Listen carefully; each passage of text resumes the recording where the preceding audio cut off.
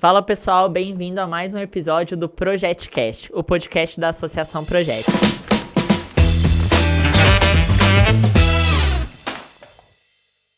Meu nome é Marcos Desideri e eu sou coordenador geral da Associação Projet, programa que existe há mais de 10 anos na cidade de Ribeirão Preto e região e agora está expandindo suas atividades para São Paulo, transformando a vida de centenas e agora milhares de jovens do nosso Brasil. Estou aqui hoje com duas pessoas muito especiais e uma de praxe, meu parceiro, companheiro e presidente da Associação Projet, Jonas Ricobello. Novamente, um prazer estar aqui com você dividindo essa mesa. Obrigado, Marcos, obrigado. É um prazer compartilhar a bancada contigo para mais um bate-papo aqui. Vamos para o nosso 7º episódio. 7º. Segundo na cidade de São Paulo. Exato. Cara, é sempre muito legal apresentar os nossos convidados, porque eu acho que assim, a gente escolhe muito bem as pessoas. Eu sempre trato eles como, né, eu tenho o privilégio de tratar todos como meus amigos, né? Então hoje é um convidado aqui muito especial, um grande amigo, pai do Lolo, da Mel, marido da Thaís, é conhecido como boss Legal. do grupo Thaís Campbell, que é um grupo do segmento de dermatologia na cidade de São Paulo, um sucesso extraordinário, médico cardiologista.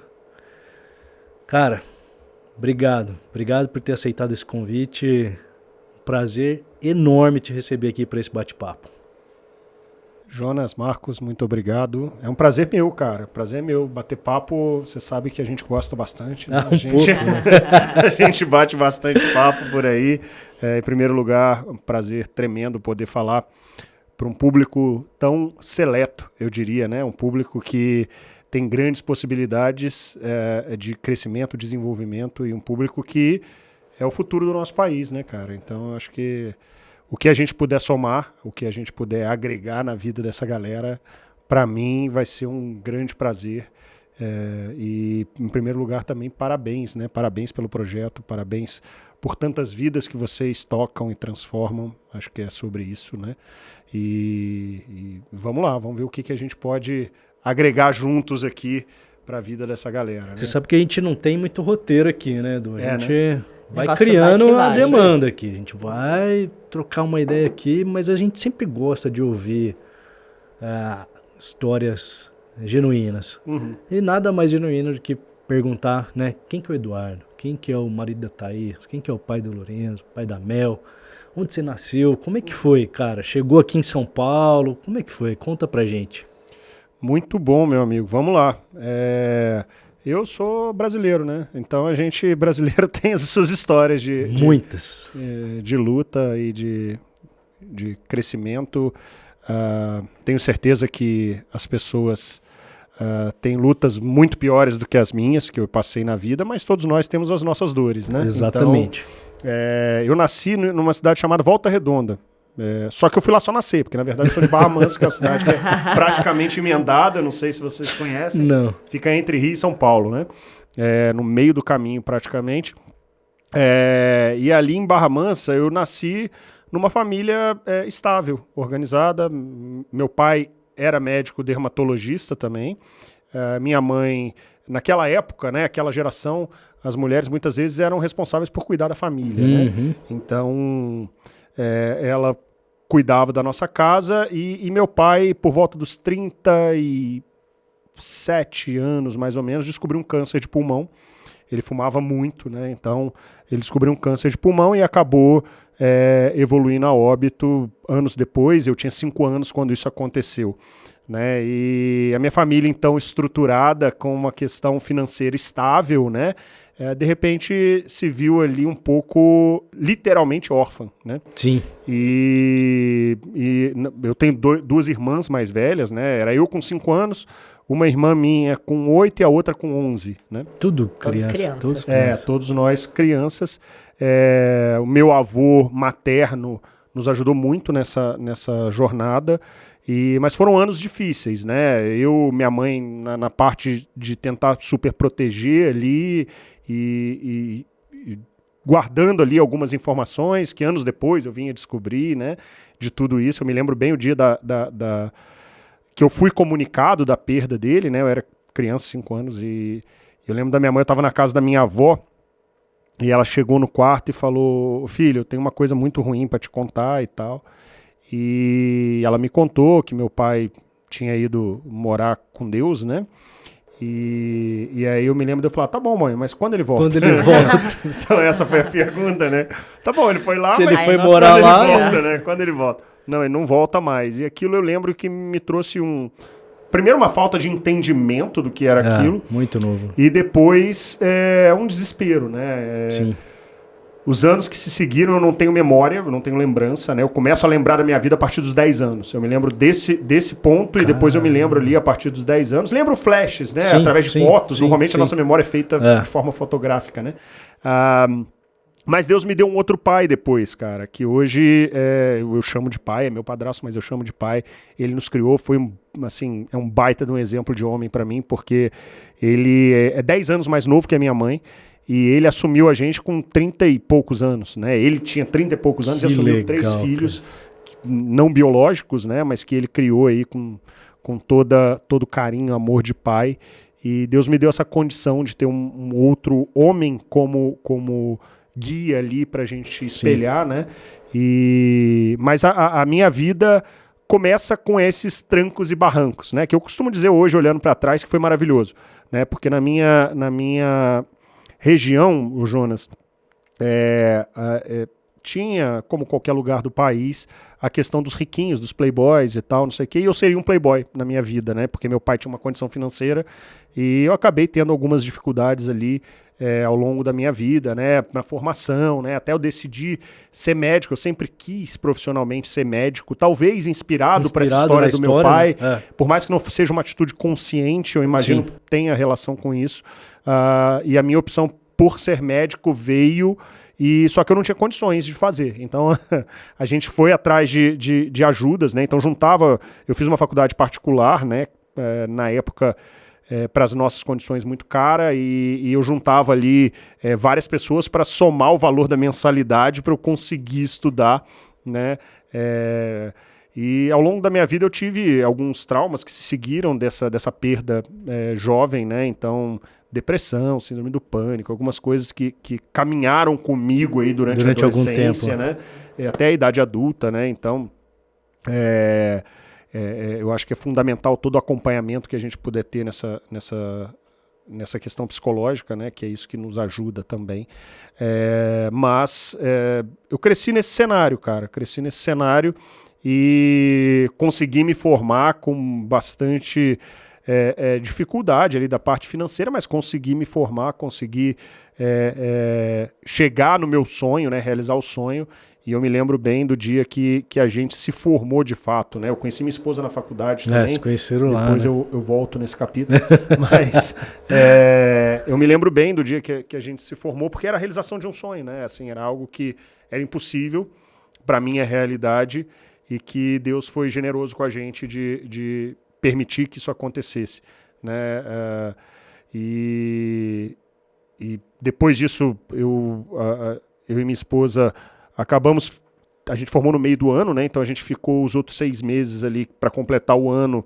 Isso foi no ano de 2008. A gente ficou trabalhando e estudando ali na região e a gente já era casado nessa ocasião. Eu conheci a Thaís em 2002, quando a gente entrou na faculdade. Vocês estudaram em que cidade? Volta Redonda. Em Volta Redonda. Bem do ladinho. Foi onde eu nasci. Ele foi pra nascer e foi pra estudar. Isso aí, é mais ou menos. Foi pra nascer de novo.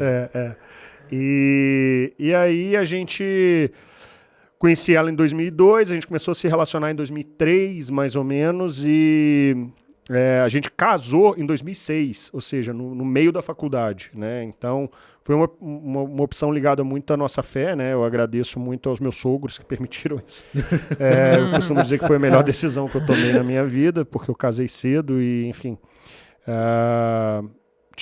Tive alguns benefícios disso ao longo da minha vida, né?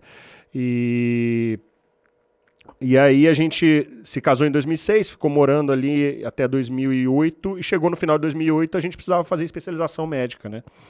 E naquele momento de especialização médica a gente tinha que passar os dois no mesmo lugar. Porque senão ia pra cada lado como ia que ia ficar ruim, né? pagar Daria, mas... despesa, não sei o que, ia ficar separado, começa a complicar. Isso. E aí a gente acabou conseguindo ser aprovado aqui em São Paulo. Eu vim fazer cardiologia, ela veio fazer dermatologia e foi o fato da gente ter casado cedo, e por isso eu sou grato, né? Porque aquela questão de dinheiro é muito complicada, né? Quando você forma, antes de você formar e depois que você forma, o começo da vida para qualquer um é difícil, né? Então, nesse primeiro momento, ela precisou adiar ali a entrada dela na residência por 6 meses, para que ela pudesse trabalhar num período em que eu estaria comprometido com a residência. Passados esses 6 primeiros meses, eu já fui, porque a gente não é de São Paulo, né? Então a gente não conhecia nada. Então ela adiou uma opção dela, e para conseguir trabalhar durante o dia, e a gente conseguiu organizar financeiramente, e eu fazia plantão à noite, né? E aí a gente conseguiu até encaixar as coisas, esses 6 primeiros meses, aí depois, a partir desses 6 primeiros meses, a gente começou os dois fazerem especialização e trabalhando só no período noturno, né? Então, fazia plantão à noite, aquela questão que é uma vantagem que o médico tem, porque você não precisa dormir, né? Então, você pode trabalhar à noite. Então, é uma especialidade que você consegue já na faculdade começar a desenvolver, né? Na faculdade você não consegue ganhar, né? Você só consegue ficar sem dormir. Só se... E aí... exatamente. E aí... depois que você forma, essa é uma vantagem da medicina ainda no Brasil, que você tem um campo de trabalho muito, muito amplo, né? Você tem... Ainda, apesar do Brasil ser o país que mais forma médicos no mundo, ainda tem área para se trabalhar. Então, você consegue trabalhar durante a noite e estudar durante o dia sem maiores dificuldades. Na minha época, lá em 2009, era mais fácil ainda. Hoje já tem um pouco mais de concorrência, mas na época era um pouco mais tranquilo, né? E eu lembro quando a gente chegou em São Paulo, teve algo que me marcou muito. Que a gente chegou e ficou numa parte hotel ali, a gente ficou morando 6 meses como se fosse um quarto de hotel, né? Sim. Então só cabia a gente e não tinha fogão. Então a gente cozinhava com micro-ondas. Cara, então a gente tinha 2 micro-ondas. Eu passei por essa experiência já, aqui em São Paulo. E eu me lembro quando eu cheguei, cara, eu olhava na janela e falava, gente, eu não vou aguentar ficar nesse não tinha como. Essa cidade é muito grande pra mim. Em 2016, quando a gente veio pela primeira vez, eu e a Juliana, a gente morou mesma coisa, num quarto de hotel, né? Que só tinha um micro-ondas. Era o que tinha. Não tinha, você tinha que fazer tudo que dava pra fazer dentro do micro-ondas. É isso aí. Mas Rapaz, mas você sabe que a Thaís conseguia fazer carne, conseguia fazer arroz. Tudo, né? Lá em casa até hoje o arroz é micro-ondas. A gente trazia muita coisa congelada, a gente importava, né, de Ribeirão Preto. Importava. Mas era Mas aí, meu amigo, eu sei que a vida foi acontecendo em São Paulo, né? Trabalhando de noite, estudando de dia, aquela correria que o começo da carreira exige. E acabei ali, eu e Thaís, eu finalizei ali como cardiologista, a Thaís formou como dermato e nós começamos, a gente tinha um plano muito bem estabelecido, eu falo, a gente ia ficar aqui em São Paulo, até que a gente terminasse todos os nossos estudos e ia voltar para o interior de Minas, porque a Thaís, minha esposa, é do interior de Minas, Triângulo Mineiro, Araguari, o nome da cidade. O plano era esse, então, o plano inicial. A estratégia era essa, porque a minha sogra é médica, né, sim, dermato, claro, e a gente iria para lá com uma clínica que seria já em andamento e tal para minha esposa, né? E eu começar a vida aqui ou lá, para mim ia dar na mesma. Mas eu costumo dizer que tem um versículo que diz que o homem pode fazer planos, mas a resposta certa vem da boca do Senhor, né? Então a gente tinha esse planejamento, mas as coisas foram acontecendo em São Paulo até que em 2014, nasce o nosso primeiro filho, Lorenzo, e 2015 a gente invade um assalto aqui em São Paulo. Então a farmácia vinha sendo assaltada, a gente parou para fazer uma compra, eu entrei, a farmácia estava sendo assaltada. Eu invadi o assalto, exatamente, eu e minha esposa. E aí, enfim, aquela situação difícil, né, que você acaba passando. Graças a Deus, nosso filho não estava com a gente. Mas a gente falou, não quero mais ficar em São Paulo, vou embora de São Paulo, vou para Minas, lá que é tranquilo e tal, não sei o quê. Passados 3 meses que a gente estava lá, meu sogro vai sair com meu filho, 1 aninho ali, para passear. Eram uns 4 meninos, com uma faca, rendem ele, entra em casa, amarra meu sogro, amarra minha cunhada, meu filho chorando ali, Pesadelo 1 ano de segunda idade. temporada, né? 1 ano. 1 ano de Caraca. idade. 1 aninho, E aí, naquele momento, Deus olhou pra gente e falou assim, você pode escolher se você fica em São Paulo, se fica em Araguari, o que for. Mas não por esse motivo, entende? Essa não é Porque sou desculpa. eu que te guardo, eu deixo as coisas acontecerem onde quer que seja.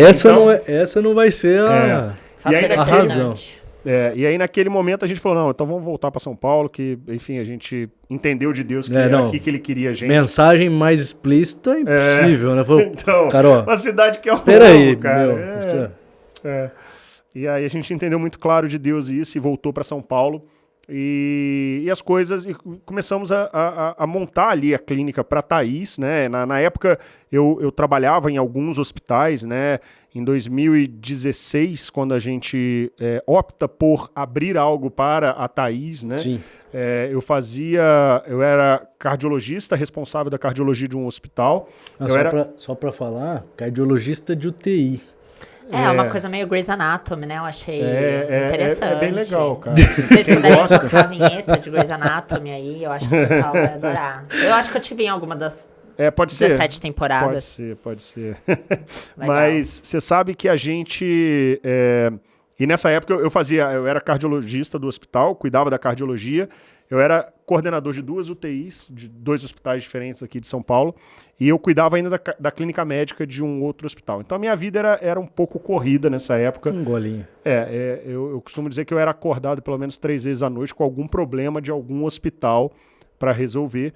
Então a minha vida era um pouco estressante.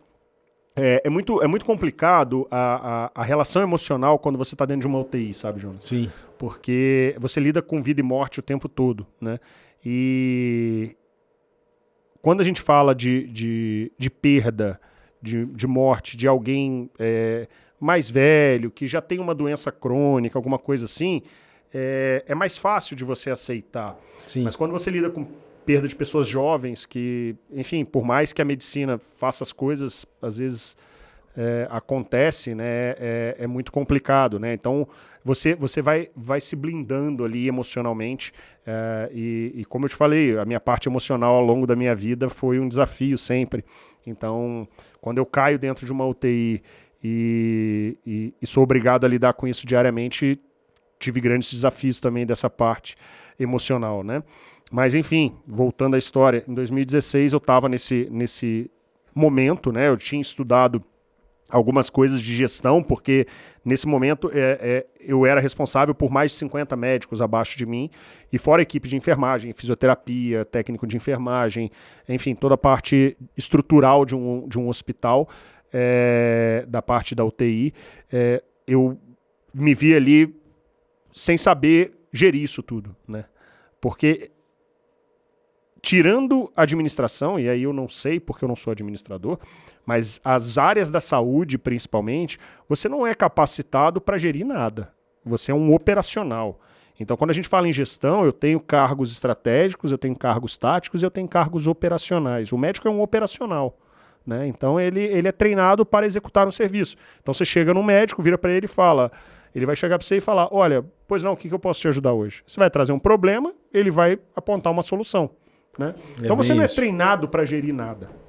Então naquele momento eu me vi nessa situação ali em 2015, 2016, e eu falei, cara, eu preciso estudar isso. E aí eu fui atrás de MBA em gestão, de capacitação, cursos externos, enfim, para estudar isso. Então quando em 2016 a gente opta por montar algo para minha esposa, eu estava nesse momento de estudar a parte de gestão, como eu começo um negócio e tal. E, assim, muito carente ainda, né? Porque o nosso país não ensina a gente a gerir nada, né? Não. Então... Pelo contrário, né? Não, só até atrapalha. Ele atrapalha, exato. Enfim, acho que isso é papo para outra mesa. Mas, enfim, vamos lá. E aí a gente começa a clínica da Thaís, especificamente, a gente monta ali. Eu lembro que a gente tinha um determinado recurso para começar o negócio e nós gastamos 3 vezes mais esse recurso. Porque o posicionamento que a gente tinha de mercado, né, era diferente do que o nosso recurso cabia, mas obviamente era um planejamento porque eu tinha outra fonte de renda, né? Então eu sabia que aquela conta eu iria pagar um dia, mesmo se o negócio não desse certo. Então não era assim que eu gastei 3 vezes, mas eu não tinha de onde tirar. Eu tinha porque eu tinha meu trabalho, eu tinha as minhas funções, eu tinha os meus cargos, que eu conseguiria arcar com isso um determinado momento. A gente começa em janeiro de 2017, a inauguração. E em março eu me lembro de chegar para a Thaís e falar assim: oi amor, tudo bem? Eu cheguei no meio da tarde, a clínica ela tinha acabado de atender um paciente e o outro tinha faltado e eu entrei. Aí ela, oi, tudo bem e tal. Eu falei, como é que estão as coisas aí?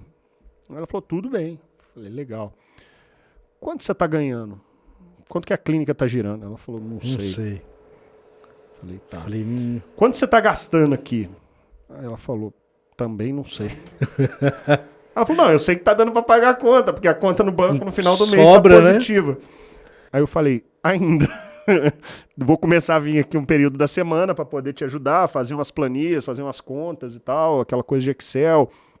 Um controle mínimo, porque tinha ela, quando a gente começou era ela, uma esteticista e uma secretária.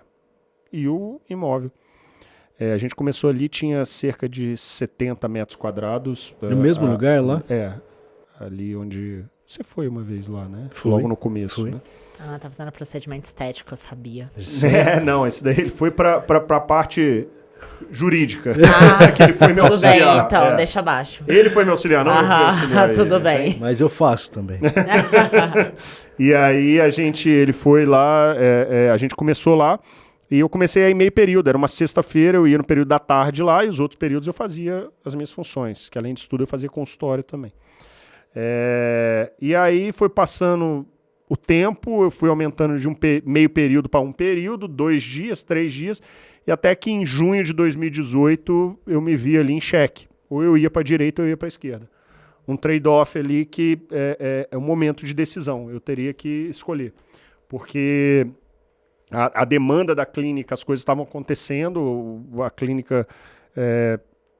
graças a Deus ali adquiriu um crescimento e eu precisava de mais tempo para gerir aquilo e enfim, eu senti muito claro ali de Deus que era para eu dedicar no nosso negócio, né?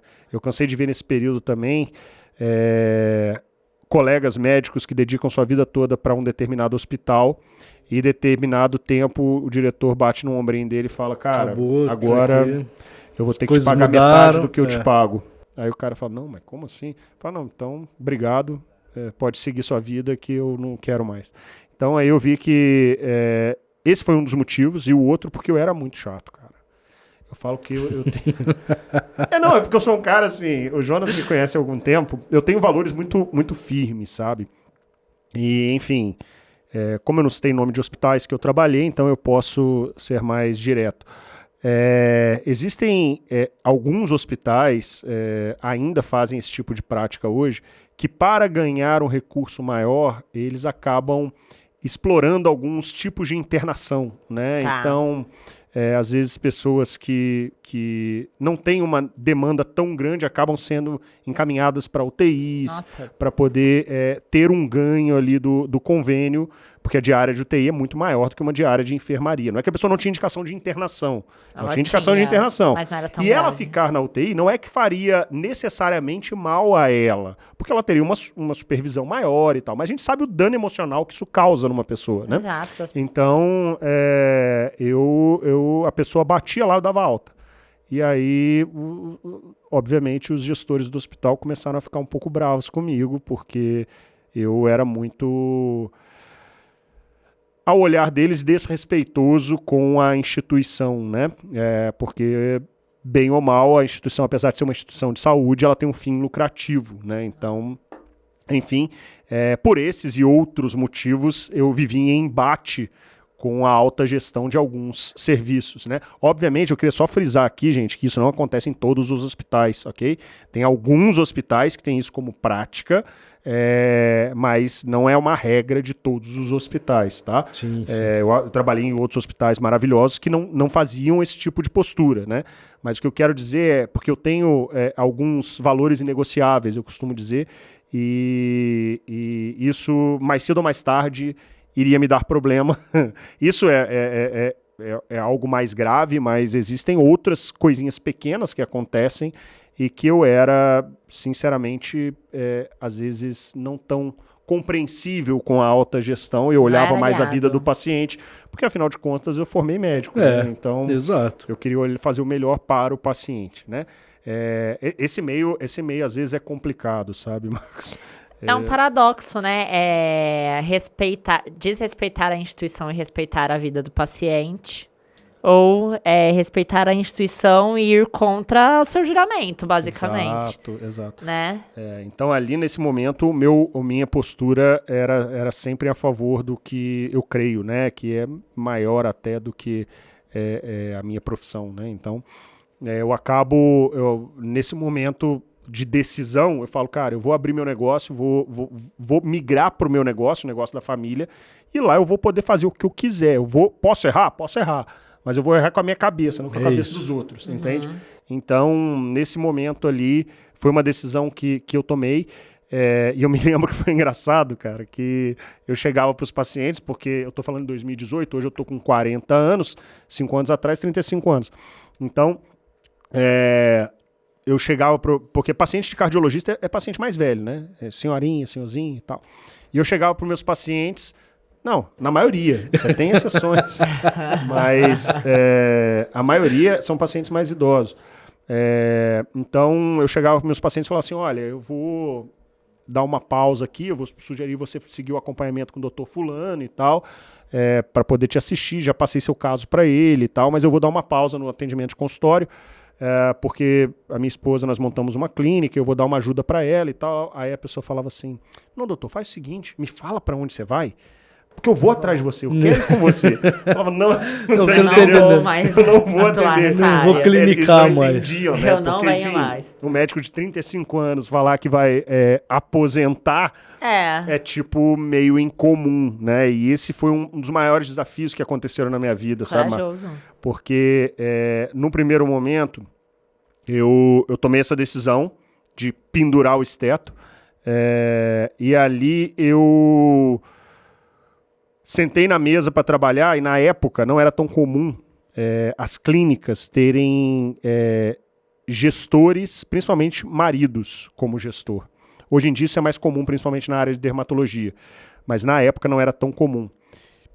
E eu costumo dizer que eu tive algumas dores nesse processo. A primeira delas foi porque, lembra que eu falei que eu era como médico operacional? Sim. Então eu sento na cadeira na segunda-feira. No dia seguinte. Sento na cadeira, abro o computador e eu não tenho mais condição de atender a demanda. Agora eu tenho que gerar a demanda. Só que eu não aprendi a gerar demanda. Muito que bem. E aí dá uma sensação de frustração. Porque você fala, cara, o que eu vou fazer hoje? Aí você começa a circular na clínica tentando achar um problema pra você resolver, entende? Aquela andada despretensiosa, né? Foi a primeira dor que eu tive. O que eu faço? Entende? O que eu faço a partir de hoje? E mesmo trabalhando o dia inteiro, eu chegava em casa com uma sensação de que eu não tinha feito nada. Você não tem nem um prontuário para dar uma lida aqui, né? Porque na minha cabeça, trabalho era o que eu fazia antes. Operacional também. Aquilo ali eu tava dando uma ajuda para minha esposa, entende? Sem dúvida. Então, eu chegava em casa com a sensação de, cara, eu preciso trabalhar. Eu falava com a Thaís, às vezes, eu falava, tá, eu preciso trabalhar, cara. Ela, mas como assim? Você trabalhou o dia inteiro? Você não tá gerindo, né? Pelo amor de Deus, imagina, coitada dela. Não, mas a minha vida era um pouco... Antes era um pouco corrida, né? Então, eu falo, não, eu preciso fazer alguma coisa. Tá errada. Você tá fazendo, você fez isso, fez aquilo e tal. Não, mas porque pra mim o trabalho não era aquilo, né? Então foi uma bugada que eu dei. A segunda crise que eu tive foi a perda de status, cara. Porque como eu era chefe de UTI, chefe da cardiologia, eu era o doutor Eduardo, entende? E da noite pro dia eu passo de doutor Eduardo pro marido da Thaís. entende? Então, aqui tem uma série de esse aqui é o marido da Thaís. Exato. Eu tava passando assim no corredor. Não, pior é isso. O pior é quando você ia negociar alguma coisa de compra de insumo, de máquina, alguma coisa. É pra doutora Thaís, né? Não, e a pessoa chegava quando ia te apresentar e falava, esse aqui é meu marido, ele vai negociar e tal, não sei. E na época não era, hoje é mais comum isso, a indústria ainda entende mais, mas na época não era. E a pessoa ficava me tratando como se fosse assim, eu sentia, tá? Não que as pessoas me tratassem assim, mas eu sentia como se fosse assim, cara, coitado, tava lá em casa jogado. Foi lá, resgatou esse menino aqui, deixa eu dar uma oportunidade pra ele. Deixa eu dar uma ajuda pra esse cara aqui, que ele tá lá de pijama o dia inteiro em casa, sabe? A sensação que eu tinha era essa, sabe? Mas era muito do momento mesmo, sim, né? Sim. Mas eu digo assim, muitas vezes na nossa vida, a gente é exposto às nossas inseguranças, é isso que eu quero dizer. Sim. Entende, Marcos? Então, assim, aquilo era uma dor que estava em mim. Muitas vezes a pessoa que vinha se relacionar comigo não estava achando aquilo. Noção. E esse é uma grande questão nossa enquanto ser humano, né? A nossa realidade, ela muitas vezes está dentro da nossa cabeça, né? Então, e ela nos limita, né? Então, muitas vezes eu me auto-julgava achando que o outro estava me julgando, entende? Então, aquilo ali, por um tempo, foi uma barreira para minha jornada, para minha vida, para o meu crescimento profissional, sabe? Já engatando numa pergunta, né? Baseado nisso que você vem contando, principalmente depois dessa ruptura, né? Não sou mais doutor Eduardo. Hoje, pelo que eu fiquei sabendo, você é chamado de Big Boss, várias coisas, assim, tem toda uma conotação, né? De cara e tal. Mas você falou, né, poxa, muitas vezes a gente tá preso dentro daquilo que a gente cria na nossa cabeça. Essa é uma demanda que, assim, principalmente o pessoal jovem, tudo bem, você também tava jovem naquela época. Não que você não seja muito. Hoje, tá? Sem etarismo aqui.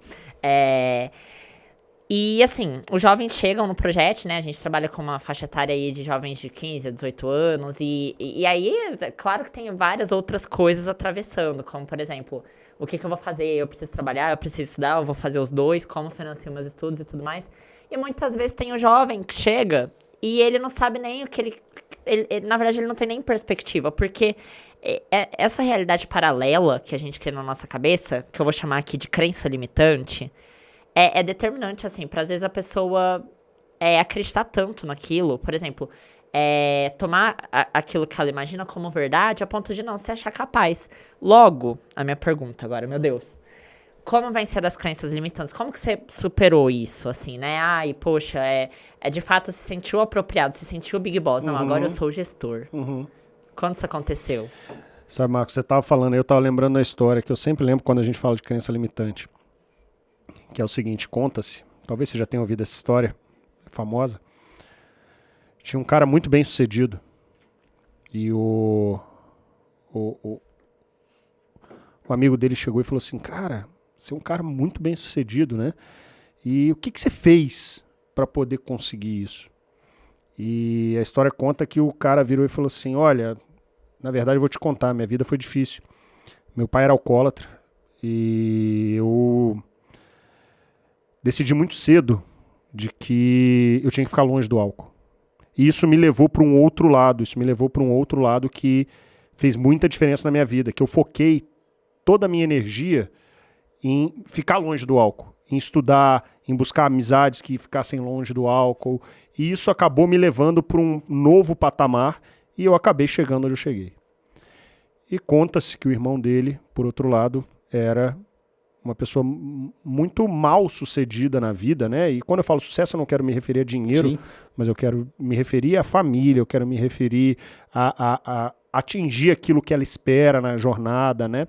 E essa pessoa estava totalmente entregue na lona, e um amigo chegou e falou, cara, como que você veio parar aqui, nessa situação? E ele falou, sabe o que é? Meu pai era alcoólatra, e sabe como é que é? O álcool entrou na minha vida porque meu pai era alcoólatra. E eu tenho gene de alcoolismo e isso me trouxe a essa situação. A mesma situação, alcoolismo, do pai. Um encarou essa situação como uma possibilidade de crescimento. O outro encarou a situação como uma vitimização para explicar a jornada mal sucedida dele. Por muito tempo, Marcos, na minha vida eu atribuí o meu insucesso à perda do meu pai. Então eu falava assim, não, isso aconteceu qualquer coisa ruim que acontecia, tá? Isso aconteceu, mas também eu perdi meu pai, eu tinha 5 anos, e não sei o quê, e eu tive uma infância que foi complicada, e não sei o quê, não sei o quê, não sei o quê. Então eu acho que... É cômodo se apoiar nessa... Exato. A gente acaba criando esse tipo de mecanismo, de apoio, né? Eu não sei se isso, sei lá, se é uma dificuldade minha, não sei. Eu tenho um pouco assim da minha filosofia de vida de olhar muito pouco para trás. Quase nunca, assim. Eu não sei porquê, não sei se pelas dificuldades da vida, pelas coisas que eu precisei enfrentar. E eu acabo olhando muito pouco para trás. E nessa filosofia, ou nessa forma de conduzir as coisas, né, eu não fico voltando naquela história do menino da periferia que jogava bola na rua e não sei o que. Para mim, aquilo passou, me formou o que eu tinha que... Eu passei por aquilo, eu precisei passar por aquilo para me formar o que eu sou hoje. Então, eu não justifico muita coisa do que acontece, daquilo que eu vivi no passado, sabe? Eu tento sempre olhar para frente, né? E talvez seja uma dificuldade de aceitar aquelas dificuldades, né? De aceitar aquela história que eu tive. Eu pouco falo, né? Não, mas poxa, aquilo poderia ter sido... E aquilo um pouco que eu acredito, né? Eu falo assim, eu não acredito que aquela coisa assim, poxa, se eu tivesse aquilo naquela época... Não, cara, eu tive que viver aquilo para chegar em quem sou hoje, né? Isso é maravilhoso, mas não é postura, fácil. né? Mas talvez seja uma dificuldade, Mas eu vejo isso de uma forma positiva, né? Que a gente tem que construir o para frente, né? A gente tem que construir o para frente. Eu vejo, Jonas, que é natural do ser humano se vitimizar. Né?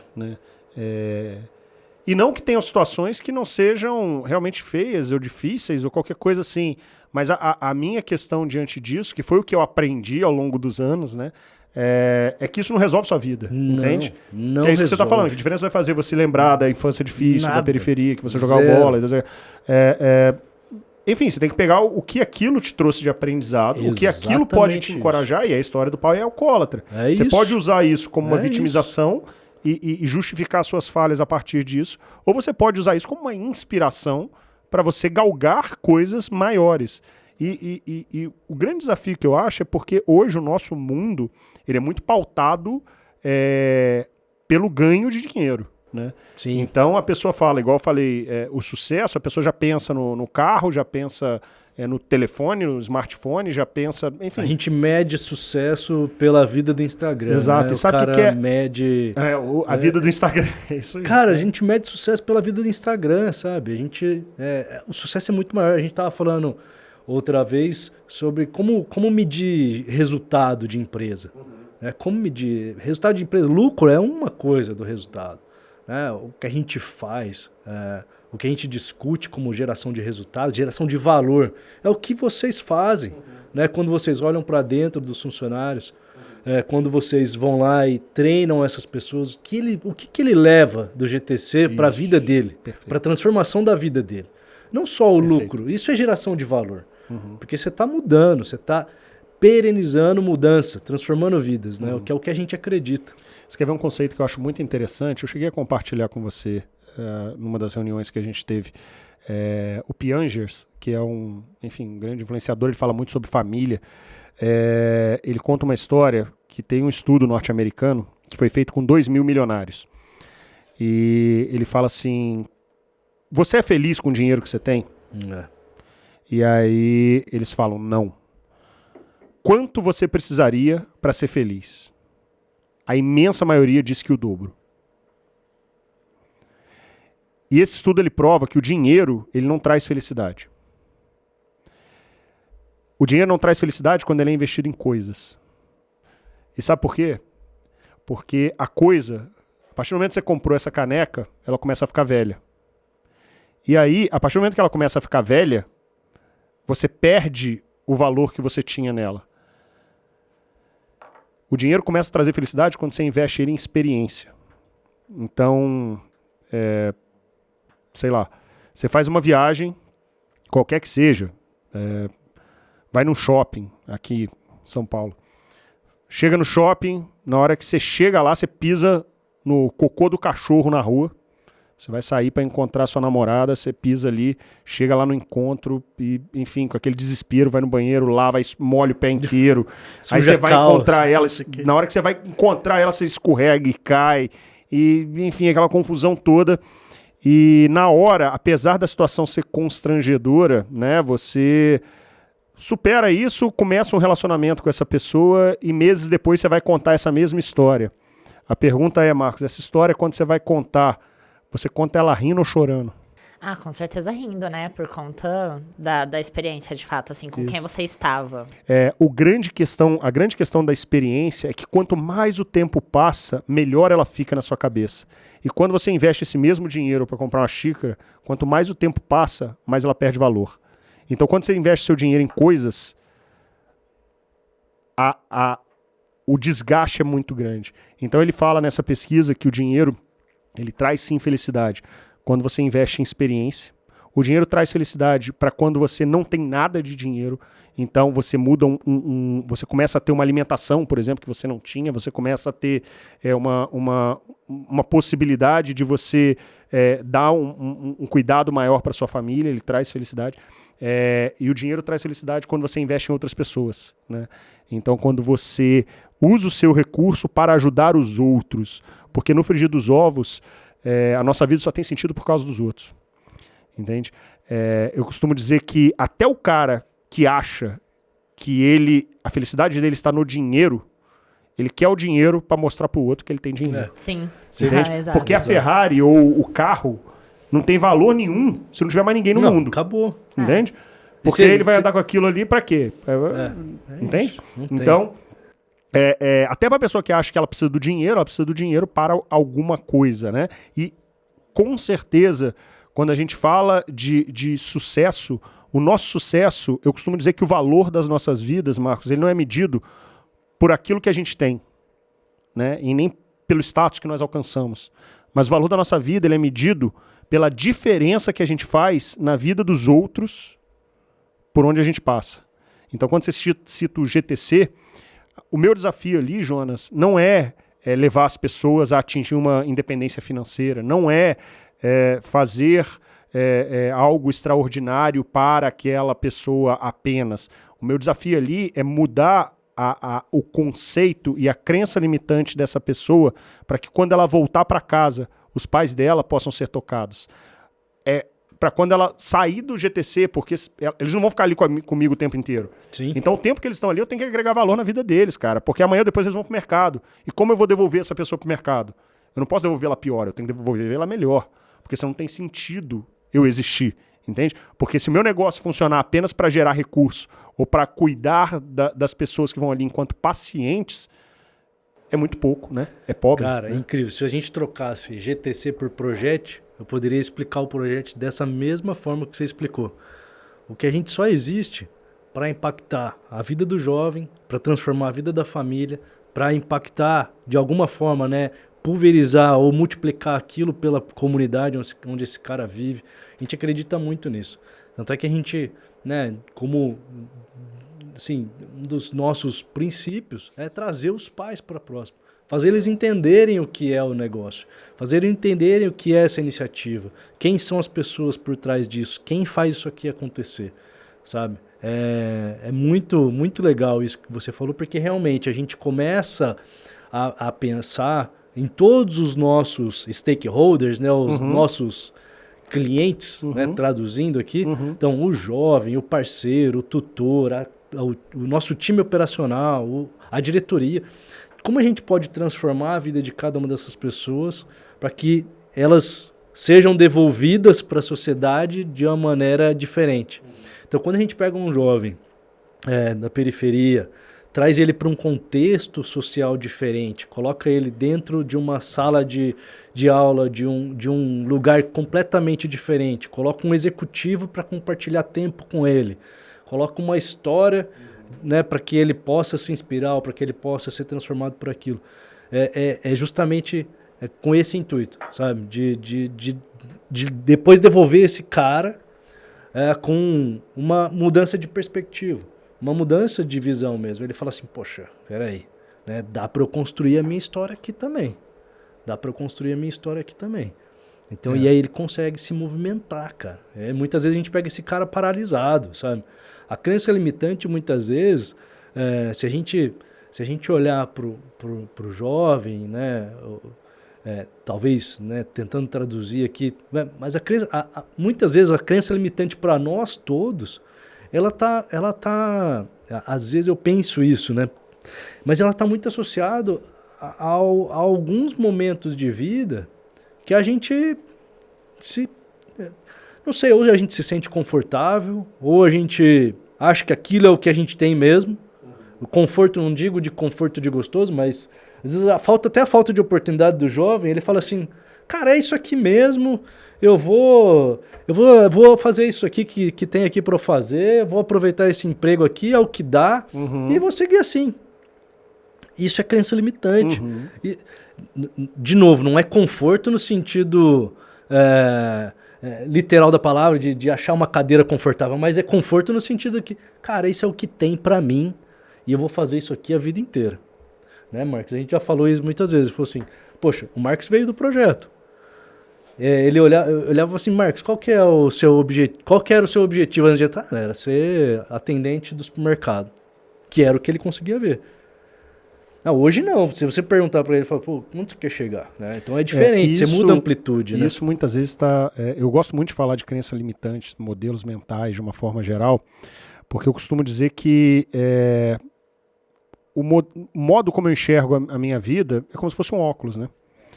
E esse óculos ele é moldado pela realidade em que eu estou inserido. Exatamente. Então, a realidade ela molda isso. Isso é tão significativo que o nosso cérebro é muito potente, neurologicamente falando. Então tem um estudo também em que o autor do estudo, isso é bem antigo esse estudo, colocou um óculos em que o óculos ele invertia as coisas. Então o mundo, quando a pessoa usava esse óculos, ele via tudo de cabeça para baixo. E ele não conseguiu nenhum voluntário para fazer esse teste, porque a pessoa não queria, porque ela tinha que ficar vários dias enxergando dessa forma, e ele mesmo fez isso tudo. E aí na casa dele, ele colocou o óculos e ele conta que no começo ele saía, por mais que ele conhecesse a casa, ele saía esbarrando em tudo, e trombando e tal. Passados alguns dias, ele conta que ele começou a parar de esbarrar nas coisas. Passadas algumas semanas, ele conta que ele vivia como se ele tivesse enxergando tudo da forma correta. O que eu quero dizer com isso? Eu quero dizer que o seu cérebro ele se adapta à realidade que você está inserido. Se você molda a sua visão àquela perspectiva que você enxerga, você naturalmente vai ficar limitado por ele. É isso. Né? Então, isso é igual uma questão que eu uso muito lá na clínica, Jonas, que eu pego um papel desse e eu faço o número 6. E eu falo para a pessoa assim, o que você está vendo? Ela fala 9. Eu falo, não, é 6. Ela fala, não, é 9. Eu falo, não, é 6. Enquanto essa pessoa viver, ela vai jurar que aquilo é 9. Enquanto eu viver, eu vou jurar que aquilo é 6. Porque a minha perspectiva me diz isso. Eu aprendi que aquele número, olhado desse lado, é um 6. E para você, ele é um 9. Enquanto eu não saio da minha perspectiva e enxergo pela sua, eu não consigo ver isso. E o que o Projetos faz é justamente isso. Ele pega esse cara que está inserido numa realidade, num contexto, numa perspectiva e altera a perspectiva. E esse cara começa a olhar com um óculos que inverte tudo. Então ele começa a olhar e falar, cara, eu tô meio de cabeça para baixo aqui. Eu tô trombando em tudo. Você fala, não tem problema. Daqui a pouco as coisas vão se organizar. E aí você dá uma nova perspectiva, uma nova forma de enxergar essa realidade.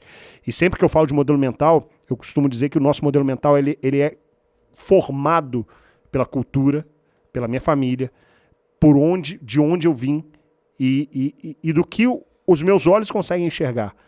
Né? Então você morou fora, você sabe disso. Se eu chego aqui, Marcos, meia-noite, na Avenida do Estado, parei semáforo vermelho, eu olho no retrovisor, vem uma moto com 2 caras e vem chegando perto do seu carro. que você pensa? Assalto. Assalto. Você tá lá na França, chega, para, uma moto encosta do lado. O que o francês pensa? Você não, porque você é brasileiro, né? Mas o que um francês pensa? Isso é uma mudança, né? Ele pensa outra coisa, nada. É alguém, pensa nada. Entende? Pensa nada. Acabou, não pensa nada. Por quê? Porque a cultura não faz ele pensar nisso, entende? Então eu entendo que talvez para as pessoas que estão me ouvindo, a cultura dele seja muito diferente da minha. Sim, para muita gente, eu tive alguns privilégios na minha vida, como eu falei, eu tive a opção de estudar em escolas particulares, eu tive a opção de fazer uma graduação em medicina, que às vezes é um sonho muito distante para boa parte das pessoas no Brasil. Eu tive alguns privilégios, mas como eu falei no começo, eu também tive as minhas dores. E medir dor é complicado, porque... Não existe medida de dor. Então, não existe. A sua dor, ela foi feita para você de fato, né? Você suportou essa dor. Então não existe medida de dor. É muito difícil isso. Perfeito. Tem um gráfico muito interessante que ele fala que ele aborda um pouco da nossa zona de conforto, né? Então ele fala que toda vez que eu tento sair da minha zona de conforto, a primeira zona que vem depois, quando eu enfrento, por exemplo, sei lá, eu estudo e agora eu vou começar a fazer um projeto. A primeira zona que eu enfrento é uma zona do medo, que é uma zona em que você fica muito predisposto à opinião dos outros. Então você, por exemplo, você está ali trabalhando como caixa de supermercado e você fala assim, cara, agora eu vou sair daqui e eu vou arriscar com o pessoal do projeto se eu vou ir para uma empresa grande, qualquer uma que seja. E a pessoa vai ali fazer um estágio e no primeiro momento ela vai se sentir o quê? Insegura. Se alguém vira para a pessoa e fala assim, não, mas isso aí é assim mesmo? Ele vai falar, nossa, o que eu fiz de errado? Não é assim. Porque isso faz parte quando eu saio da minha zona de conforto.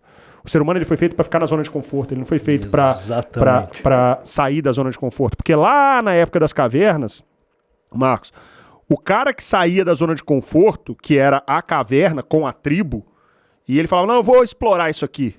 Ele morria. Né? Porque tinha um leão, tinha alguma coisa ali que ia matar ele, entende? Então o ser humano ele foi criado para ficar na zona de conforto. Só que essa zona de conforto hoje, ela não é boa. Entende? E a gente continua tendo não os tem mais mesmos leão leões, né? Não, continua tendo o mesmo leão, né?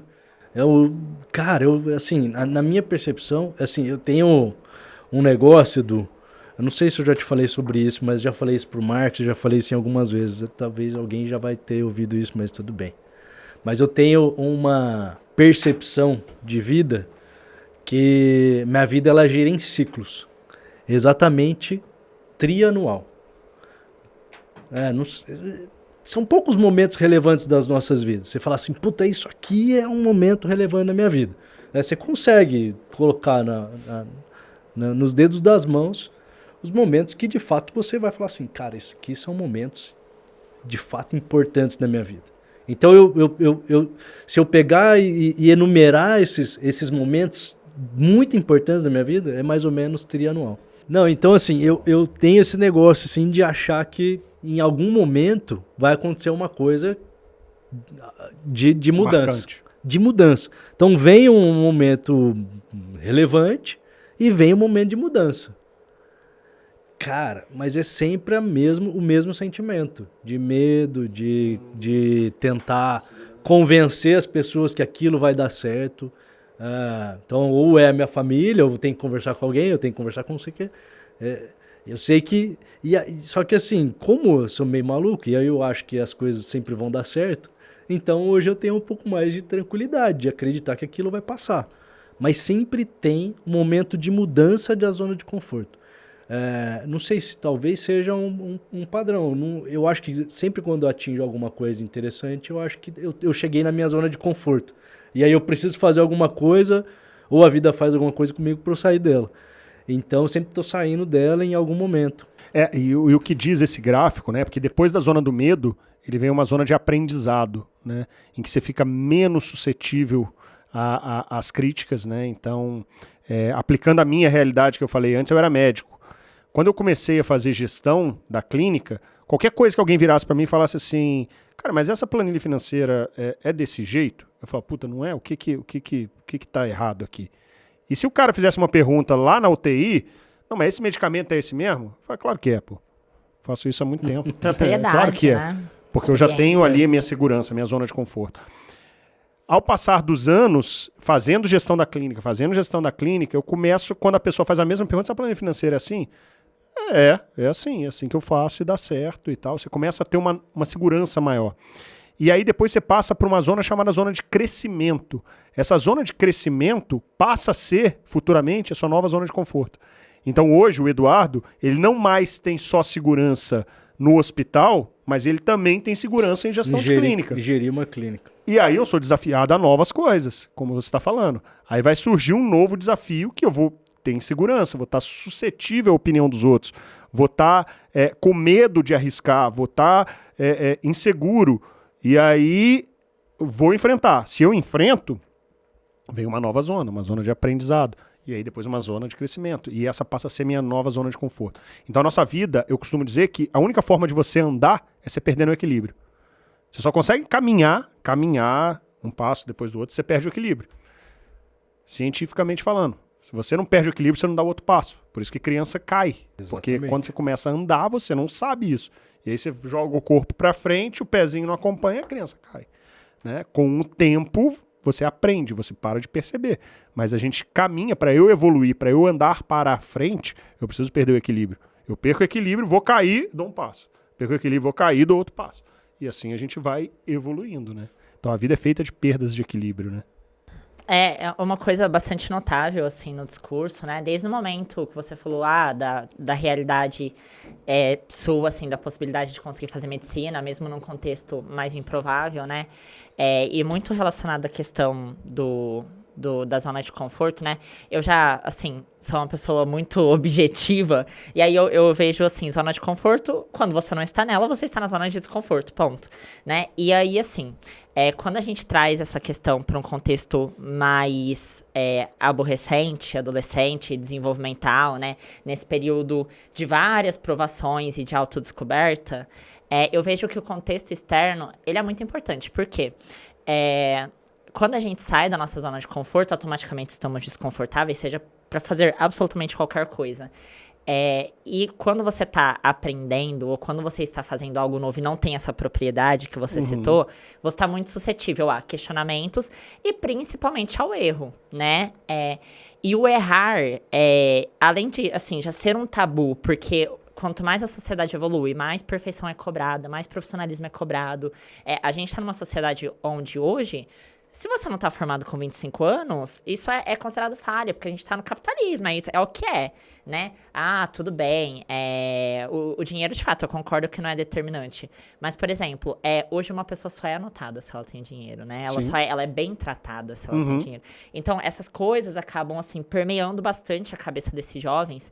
E mais do que isso, se você não tiver esse contexto externo que pode se dar em família, em projeto, que muitos jovens chegam aqui extremamente vulnerabilizados por conta dessa falta de apoio. Então, assim, o jovem, ele chega, ele não fala, ele não sente a vontade para falar, ele não sente seguro. Primeiro, porque ninguém escuta quando ele fala na vida particular dele. E aí, por que ele vai falar num lugar onde tem várias outras pessoas? Quando ele erra e quando ele é repreendido, muitas vezes ele não tem alguém para pegar na mão dele e novamente falar, vamos lá de novo? Porque apanhar dói. Né? E aí o cara já tá tolhido dentro daquela realidade, né? Daquele contexto extremamente de desamparo, assim. Então, isso é muito determinante, né? Quando você traz que, assim, a sua família, mesmo perante as adversidades, continua auxiliando, assim. E eu acho que esse é um fator muito determinante, porque às vezes você apanha tanto, e às vezes você apanha sem nem errar, você apanha porque você tá numa realidade muito, defasada, uma realidade ruim, que a bengala é mais confortável. Que eu prefiro falar assim, não, é porque eu não vou... porque eu nasci aqui, eu não sou capaz mesmo. Porque o medo da frustração, de novo, né? O medo de se frustrar de novo acaba limitando. Eu acho que, além a crença limitante, ela vem, mas muitas vezes ela vem depois de uma tentativa frustrada. Assim, né? E aí eu me frustrei de novo. Então agora, aí que fica uma delícia mesmo você se apoiar dentro de determinado contexto. Porque, não, é porque meu pai morreu, é porque eu nasci pobre, é porque se você apanha e não tem ninguém pra segurar sua mão ou pra falar, não, beleza, você errou, mas vamos juntos, é muito difícil a gente ter essa coragem, né? Se não tem uma Ju pra segurar a mão, se não tem uma Thaís, se não tem um pai, uma mãe. Sim. Com Fica certeza. muito...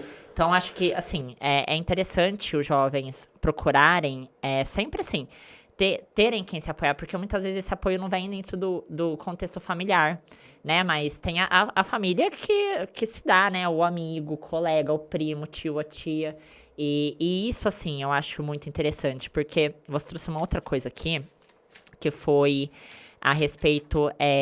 você vê algumas questões psíquicas, né? Tive síndrome do pânico, tive depressão. E aí hoje, né, eu não sei como era naquela época, mas é uma coisa que é bem latente, assim, né? A gente trabalha aqui todo num contexto com assistente social, que faz avaliação e encaminhamentos, assim, massivos de jovens para terapia, às vezes para um serviço mais intensivo, porque o jovem, ele tá na depressão, ele tá com várias questões e ninguém tá olhando. E é frescura, e isso se intensifica, isso aumenta. E, segundo a OMS, Marcos, em 2030, a depressão vai ser a principal doença do mundo. Existem várias questões médicas relacionadas a isso, né, mas ainda é visto como uma frescura. Principalmente na classe menos instruída, com menos condições de acesso à saúde. Isso é visto ainda como algo fútil, digamos assim, né? Então, e não é, né? Vocês trabalham nisso também, vocês sabem que isso é uma doença que precisa de acompanhamento, precisa de direcionamento. Mas você sabe, Marcos, quando você falava da questão do apoio, eu acho que sim, faz muita diferença. Eu acho que sim, você ter alguém ali que pega na sua mão, que direciona, é assim, algo fantástico. Mas eu acho que muito também vem da gente. Tá? Então, o Jonas acompanhou isso, o que aconteceu na minha vida ano passado, né? Os meus pais, eles, há 20 anos atrás, talvez, um pouco menos, eles tiveram contato com uma criança e pegaram ela para criar, né? Assim, tinha a mãe da criança e tal, mas começou, a minha irmã foi estudar numa determinada cidade do interior e teve contato com essa criança, era filha de uma mãe solteira, né? E ela começou a levar essa criança lá para casa para poder passar o final de semana, e essa criança teve uma ligação forte com os meus pais, e para resumir, com o passar do tempo, meu pai, meu padrasto, né, registrou essa criança no nome dele, como pai, como se fosse o pai dela mesmo, né? Um menino, e ele cresceu conosco. Eu era mais velho já, né? Enfim, já estava na faculdade depois de um tempo, mas ele teve uma criação junto com os meus pais e em paralelo com a mãe biológica, né? Então ele ficava tempos na casa dos meus pais, tempos na casa da mãe, e eu me lembro que ele veio para São Paulo quando ele tinha 15 anos, passar um final de semana. E de repente eu recebi uma ligação tempos depois de uma pessoa que eu não conheço, falando: olha, eu precisava que você passasse aqui a senha do iCloud para desbloquear o telefone, porque eu comprei esse telefone aqui e eu preciso da senha. E eu não entendi muito bem aquilo, eu olhei o celular e eu me liguei. Era um celular da minha esposa que tinha quebrado, e um iPhone, e a gente estava com um planejamento de trocar ele, mandar arrumar e tal, algumas coisas assim, só que ele estava na gaveta. E esse meu meio-irmão, né, acabou pegando ele e levando para vender. Tempos depois, enfim, foi um susto, assim, uma coisa totalmente ilógica na minha cabeça. Eu liguei para os meus pais, liguei para a mãe dele, e na época a mãe me acusou de estar mentindo, uma série de coisas, foi bem desagradável, mas passou. Tempos depois ele foi detido, foi preso, porque ele estava no meio de uma situação ali de tráfico de droga e tal, e não, teoricamente, segundo ele não estava traficando, mas ele estava com pessoas que estavam traficando. Ficou ali detido algumas semanas, e enfim, eu me lembro de conversar bastante com ele na época, né? Ele é um menino super dócil, super gente boa. E eu trouxe ele para São Paulo. Eu falei: cara, você não vai ficar aí, porque era uma cidade no interior do Rio, e ele estava envolvido com muita gente diferente do que a gente julgava adequado para ele, e eu trouxe ele para São Paulo para trabalhar na minha empresa. E ele tinha uma namorada lá no interior e tal, e ele acabou voltando para lá algumas vezes e acabou não aguentando aquela situação de morar em São Paulo pela distância. Ele era adolescente, 17 anos, e ele acabou não aguentando aquilo e pediu para ir embora. Eu falei, cara, você vai embora. Para mim, beleza. Mas eu queria te orientar a não andar mais com seus amigos, que você chama de amigo. Porque se você seguir nesse caminho, você tem dois lados. Ou você vai para a cadeia, ou você vai para o cemitério. Não tem outro lado. E ele passou alguns meses, ele voltou para falar comigo, e ele falou, cara, eu quero voltar para São Paulo. Porque lá não tá legal e tal. Eu falei, beleza, vamos voltar, vamos arrumar uma coisa para você estudar agora, porque na empresa não dá, porque ele não tinha nenhuma formação, e a minha empresa, ela tem uma demanda de performance, né? Assim, não performance por dinheiro, mas uma performance por necessidade do meu cliente final. Então eu preciso de pessoas qualificadas. Sim. Exato. E aí eu falei, eu vou pagar um estudo para você, você vai estudar, você aqui você vai ter o estudo que você quiser, porque eu vou garantir, mas eu preciso da sua dedicação, eu preciso da sua entrega, né? Então, e ele falou, não, beleza. Uma semana depois ele foi pro interior, enfim, e uns 10 dias depois a gente recebe a notícia que ele tinha sido assassinado, né? Eu não acredito. Ele, enfim, a história é um pouco mal contada, a gente não sabe qual é a história real, mas ele foi a um determinado local lá no interior e foi achado com vários tiros e pelas costas e tal. Então, assim, no final do dia a gente descobriu que ele não tinha abandonado aqueles hábitos de fato. Então, assim, o que eu quero dizer com isso, tá, Marcos? Eu quero dizer que às vezes a gente terceiriza novamente, né? A gente terceiriza a responsabilidade, né? Então, assim, esse meu irmão, ele teve acesso a mais coisas do que eu tive. Porque eu falei com ele mais de uma vez, eu falei, cara, você vai ser o que você quiser. Eu vou pagar para você estudar a faculdade que você quiser. Eu preciso que você se dedique. Mas eu tô aqui. Os meus pais fizeram isso várias vezes. Então, assim, nem sempre, aliás, nunca, a ajuda do outro vai ser suficiente se eu não quiser. A partir do momento que o primeiro passo para eu ser ajudado é eu querer ser ajudado. Né? Então, muitas vezes eu terceirizo essa responsabilidade para o outro. Né? E tem uma frase do Viktor Frankl. Viktor Frankl, não sei se vocês conhecem, ele é criador de uma determinada área da psicologia, né?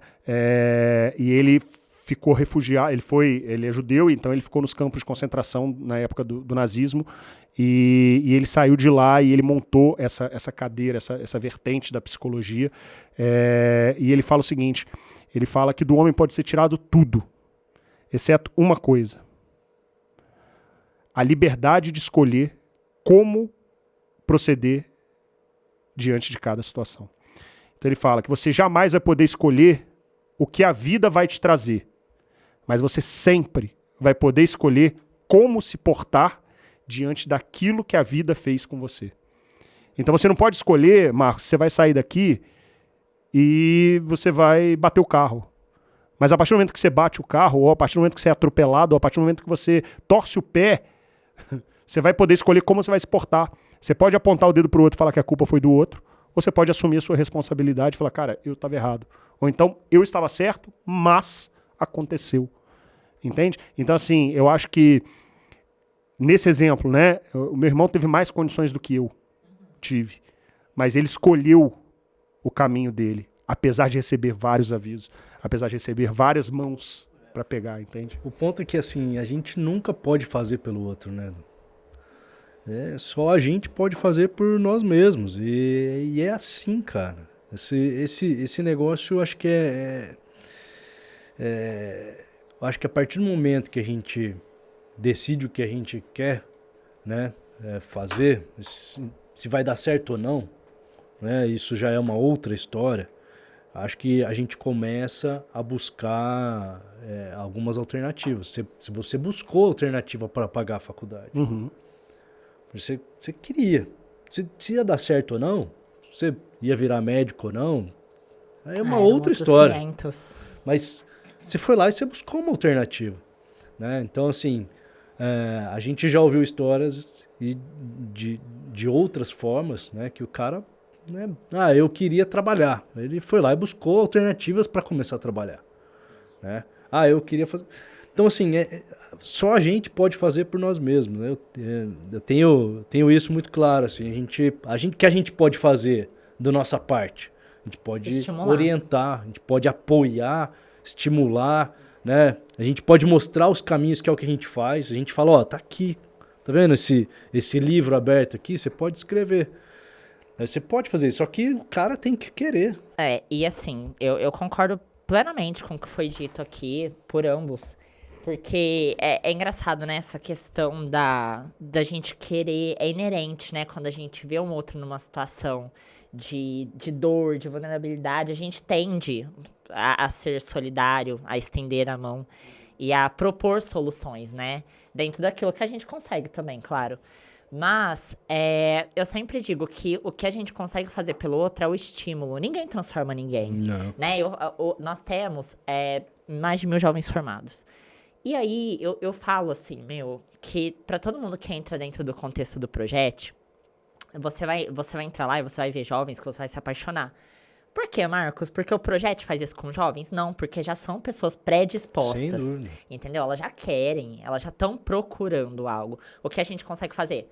Trazer perspectivas e oportunidades. E aí a pessoa vai. Tem gente que vai, tem gente que não vai.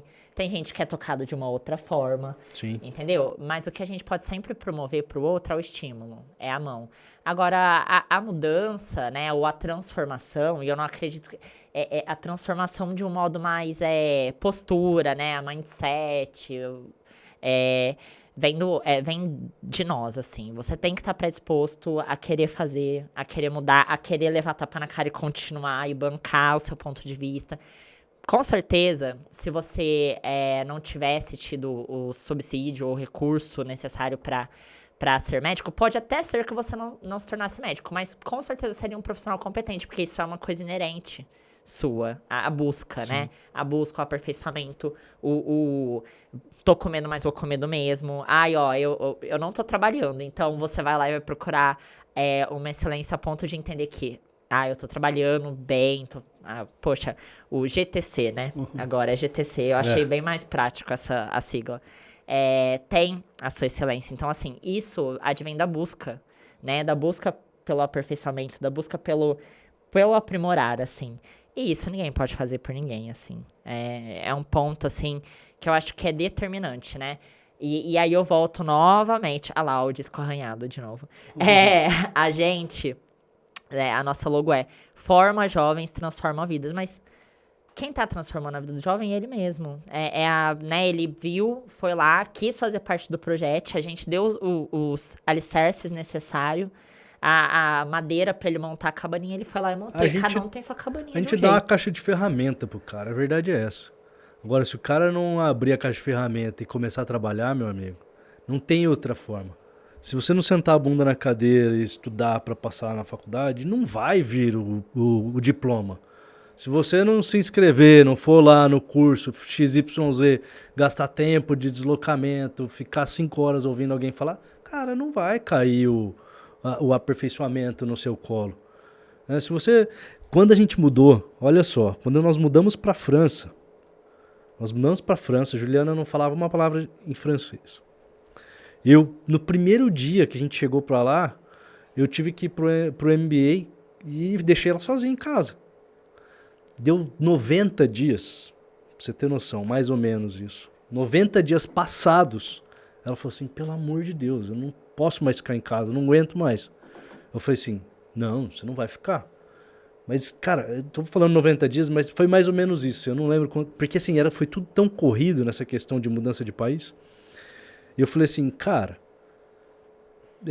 você vai buscar uma oportunidade. Mas eu não falo francês ainda. Ela tava começando o curso de francês. Eu falei assim, então você vai fazer o seguinte, Você não fala francês? Não. Você vai escrever 5 frases numa folha. Como se apresentar, e você vai escrever 5 respostas que você espera dessas pessoas nessa frase. Porque se você identificar a resposta, você sabe como fazer a segunda pergunta. Ela saía com um papelzinho assim. E eu nem sei como, mas ela bateu no primeiro restaurante lá. E falou assim, oi, tal, queria pedir um emprego aqui. Aí o cara falava alguma coisa pra ela, ela olhava a frase, falava a próxima frase. Fez, sei lá, ela no primeiro dia entrou em 10 restaurantes, ninguém deu ouvido pra ela. No segundo dia mais uns 5. Resumindo,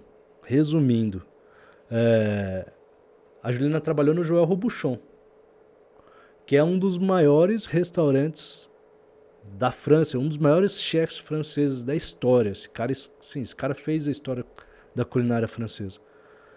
E ela começou com um papelzinho escrito 5 frases, buscando emprego. Ou seja, a gente estava lá, tinha o tempo, olha só, a escassez do tempo. Necessidade, ela precisava se movimentar. Eu falei assim, cara, você vai se movimentar, vai. Então assim, se ela tivesse ficado dentro de casa, ela estava tudo bem também. Não estava passando nenhuma necessidade, né? A questão da fome emocional que tinha ali, né? Ia ficar tudo bem, mas não. Eu falei, cara, vamos, se movimenta que vai dar certo. E deu. Então assim, ela teve uma experiência muito legal lá em estágios em diferentes lugares. Trabalhou com um chefe patissier famoso. Cara, foi super fantástico, assim. Mas começou desse jeito, cara. Então, se você contar isso pra alguém, falar assim, pô, eu trabalhei no Joël Robuchon, que não sei o quê, blá. Fala, tá, mas como foi o primeiro dia de entrevista? Com 5 perguntas, escritas num papel. Então, assim, é isso. Se ela não fizesse isso, a gente não... A cultura, infelizmente, eu acho, gente, que a cultura brasileira, ela nos leva e nos impulsiona ao vitimismo, né? E é algo ruim, assim, ao meu ver. Porque é a cultura do, eu sou assim, mas também eu venho de uma situação. Então, assim, eu acho que sim, existem situações que são muito complicadas, né? E quem sou eu para falar alguma coisa, né? Mas eu acho que isso, eu conheço pessoas que vieram de lugares muito melhores do que os meus e não conseguiram construir nada na vida, né? Então, por quê? Porque ela foi um eterno vitimista. E isso não tem a ver com quantidade de dinheiro, isso tem a ver com mentalidade, com mindset, com crenças limitantes. Isso tem a ver com uma série de outros aspectos emocionais e oportunidades que o projeto dá, por exemplo. Não adianta nada, vocês acabaram de falar. Vocês têm 1000 jovens. Quantos desses 1000, de fato, tiveram transformação de vida, né? Eu garanto que teve gente que entrou e saiu e não teve mudança de vida. Por quê? Porque depende dele, não depende de vocês. A ferramenta é a mesma, olha só. Ele deu uma ferramenta para o João, deu uma ferramenta para o Paulo, deu uma ferramenta para o Marcos. Se vai usar, é o que vocês falaram, você não vai conseguir fazer com que o outro use. A gente não faz. Você vai dar a oportunidade, mas infelizmente depende muito de cada um de nós, né? Então, eu acho que isso é muito presente dentro do ser humano, né? Depende da gente. Perfeito. Antes da gente encerrar e para as perguntas finais, eu acho que é interessante dar uma pincelada. A gente estava conversando, né? Então, antes, né, você chegou a falar um pouquinho de você para mim, para a gente se conhecer um pouco melhor. E você chegou a mencionar o GTC Solidário, que foi um projeto pontual, né, que ocorreu. E eu acho que é interessante, assim, eu acho que baseado na trajetória que você contou, dá pra ver, assim, as dores, sabores, né, de ser o Eduardo. E eu acho que, por exemplo, os projetos solidários... Meu Deus, tô falando a voz. Os projetos solidários, eles têm muito a ver com as suas crenças, né, com o seu modo de viver. Sim. E aí você contou do GTC Solidário, pra mim eu achei muito interessante, acho que vale a pena que o pessoal de casa saiba um pouco sobre o que foi esse episódio. O projeto GTC Solidário foi algo muito interessante que nós fizemos, né? Nessa época que nós chegamos em São Paulo, em 2009, a minha esposa chegou a trabalhar numa rede de atendimento médico à distância. Então ela fazia o atendimento médico, a triagem, e encaminhava ou não ambulância para determinadas situações de risco, né? Passados alguns anos, eu assumi junto com ela esse projeto e a gente ficava prestando esse atendimento à distância. Pois bem, o projeto acaba, as coisas acontecem, passam os anos, como eu falei. Em 2020 a gente teve a pandemia e dia 16 de março a gente optou por fechar a clínica, entendendo que apesar da gente ser a área da saúde e poder ficar aberto, nós não somos uma área da saúde que somos fundamentais, porque nós cuidamos de uma parte estética. E a parte estética, eu costumo dizer que a parte estética ela tem muito mais a ver com bem-estar do que com medicina, né? Então os nossos principais concorrentes eles são viagens, compras de produtos, essas coisas, muito mais do que outras áreas da saúde, né? Fecha parênteses. Posto isso, eu entendi naquele momento que eu permanecer aberto era algo que não iria agregar para o mercado. E pelo contrário, eu ia expor a risco uma população. Hoje lá na clínica nós somos cerca de 100 pessoas, então bastante. Na época nós devíamos ser uns 70 mais ou menos, 60, 70. Então eu estava expondo ali não só os colaboradores, mas as famílias dos colaboradores, mais a circulação de pessoas. Então apesar de legalmente eu poder estar aberto, nós optamos por fechar ali no dia 16 de março. Quando a gente opta por fechar, eu tenho alguns desafios naquele momento, né? Além do desafio óbvio de financeiro, de saber por quanto tempo eu vou ficar fechado, o que vai acontecer, ninguém sabia nada de Covid, o que é, o que não é, como funciona, o que trata, o que não trata, enfim, uma série de coisas. Eu tinha ali um desafio de ter 60 pessoas, 70 pessoas paradas em casa e a parte emocional complicada. E eu olhava para o país, o sistema de saúde entrando em colapso. E eu falei, cara, eu e minha esposa, nós podemos ajudar de alguma forma. E aí nós lembramos dessa época lá em 2009, que nós atendíamos à distância, e fizemos ali alguns planejamentos para a gente poder fazer um atendimento médico à distância. Legal. Então nós acionamos a nossa rede de contatos através do Instagram e tal, e convocamos parceiros ali de telefonia, de organização de WhatsApp, enfim, existem programas, empresas que fazem a organização das mensagens de WhatsApp para não ficar aquela questão no celular, o WhatsApp web, que as mensagens se acumulam e tal. E ali naquele momento a gente anunciou. Ao anunciar, foi muito interessante, porque todos os outros médicos da clínica, hoje nós somos 8 médicos lá, eles falaram, não, eu quero ajudar. Que bacana. E as pessoas da clínica falaram, não, eu quero somar de alguma forma. E daqui a pouco, cara, a gente começou a receber demanda de médicos do Brasil inteiro. E a gente abriu atendimento no começo no final de março, começo de abril, a gente abriu atendimentos via WhatsApp, era um atendimento 24 horas por dia, e não era só para Covid. O intuito desse projeto, ele era reduzir a sobrecarga do sistema de saúde. Então, assim, a pessoa estava com uma dor de barriga, que antes ela iria no hospital, em vez dela ir no hospital, ela chamava a gente orientava o tratamento, e no resumo desse projeto, Marcos, a gente teve mais de 100 médicos envolvidos no projeto no Brasil inteiro. A gente teve psicólogos que faziam, porque no meio da pandemia começou uma crise da parte emocional. Total. E aí a gente abriu um braço do GTC Solidário, que era um atendimento psicológico. Então a gente fazia acompanhamentos.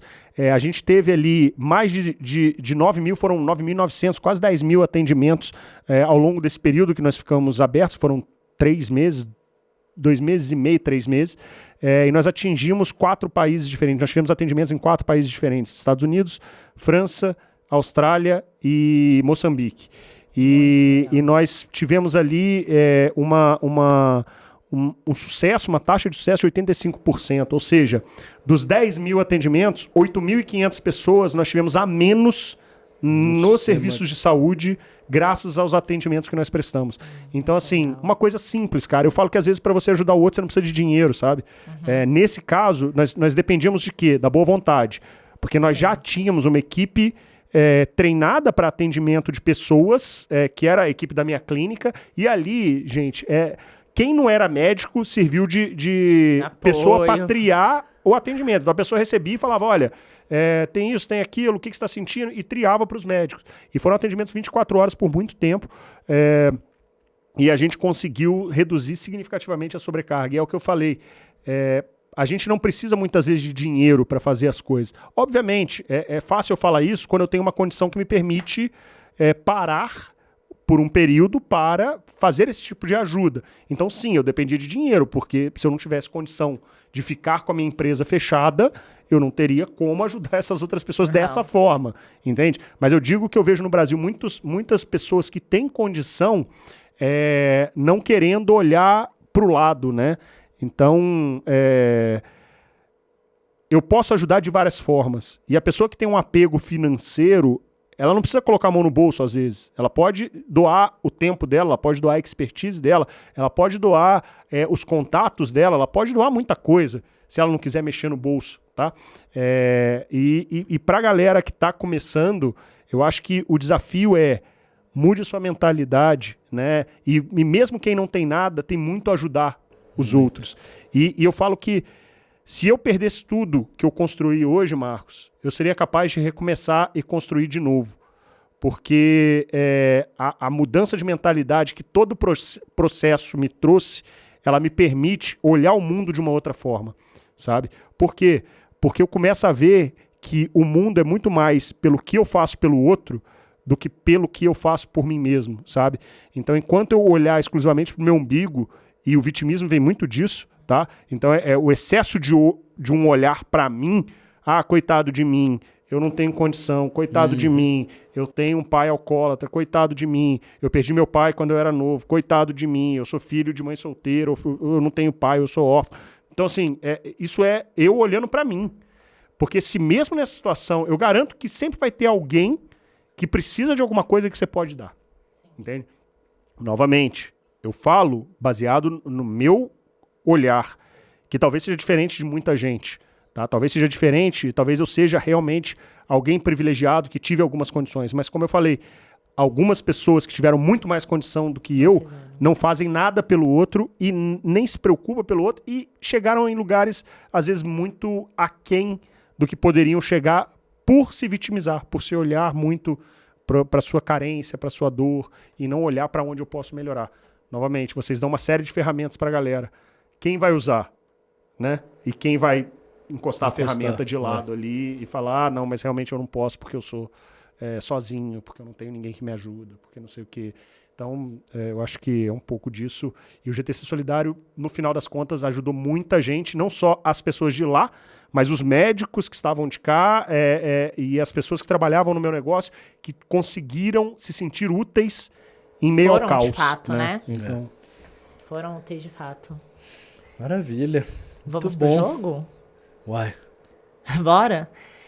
Antes da gente encerrar, você tem alguma pergunta? Não. Tá bom. Antes da gente encerrar, a gente faz um bate-bola, assim, bem rápido. Então, pergunta e resposta. Objetivo, assim, sabe?